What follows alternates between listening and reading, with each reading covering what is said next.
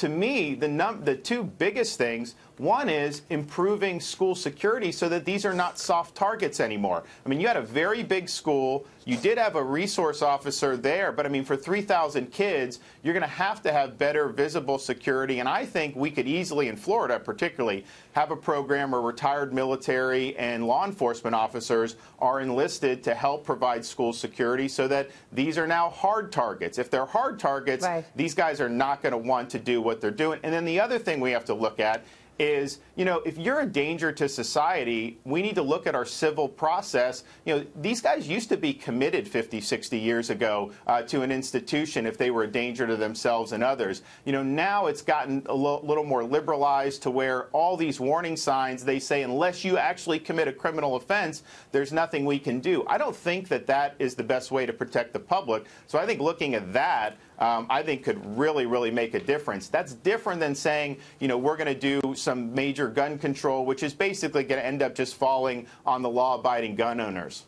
But, Congressman, President Trump has backed an effort by Senators John Cornyn and Chris Murphy in Connecticut, Republican and Democrat respectively, to try and shore up the background check system, providing incentives for states.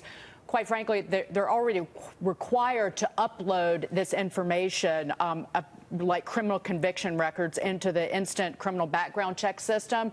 But it would make some tweaks to this. And this legislation was actually introduced after that Texas church shooting, where, again, that individual should not have been allowed to purchase a weapon, that the Air Force did not submit court-martial convictions to the FBI.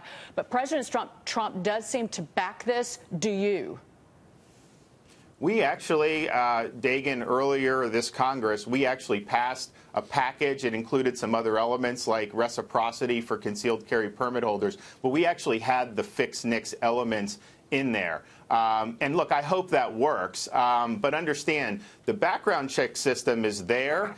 Whatever is put into it, it will ping. And if you put the good information in there, then when somebody who's prohibited tries to buy a firearm, it will ping and they will be denied that purchase. So maybe those incentives will work. But I got to tell you, the ineptitude that we've seen on federal and state and local with respect to this, you know, has been responsible for allowing some dangerous people to get firearms who federal law would ordinarily not allow to have them. Right. Well, you make a good point, but, you know, the president is hosting this listening session for a reason. He's listening, doing a listening session with high school students and teachers in Parkland, Florida tomorrow. What do you want to hear from the president on this?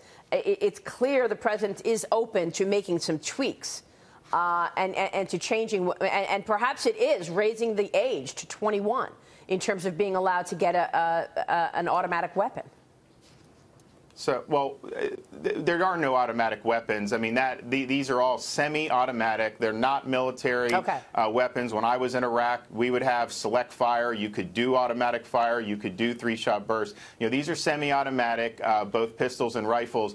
But so what I want to do, I think he should look at what can the federal government do to deny access to firearms to people who are dangerous. But we also have to recognize that this is not going to be solved by Congress and Washington, D.C. You need local and you need state actions, whether that's school security, whether that's looking for dangerous people who are mentally incapable of lawfully possessing a firearm safely.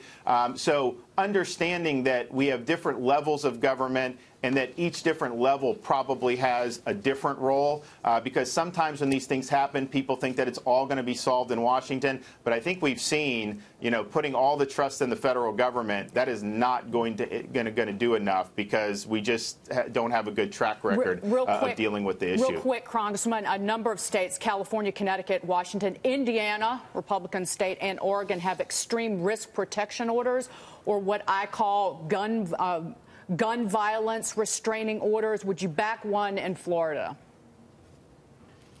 I could. I mean, I think you know, I would say that some of these people could be even civilly committed. I mean, I don't want dangerous people to have firearms if they have mental problems, but I don't want them to have access to any weapons either, and I don't want them to be a danger to society in other ways. So, you know, I want to look at our civil processes to see that people who are clearly danger to themselves or society can be incapacitated. Congressman, thank you. Thanks so much for your insights this morning.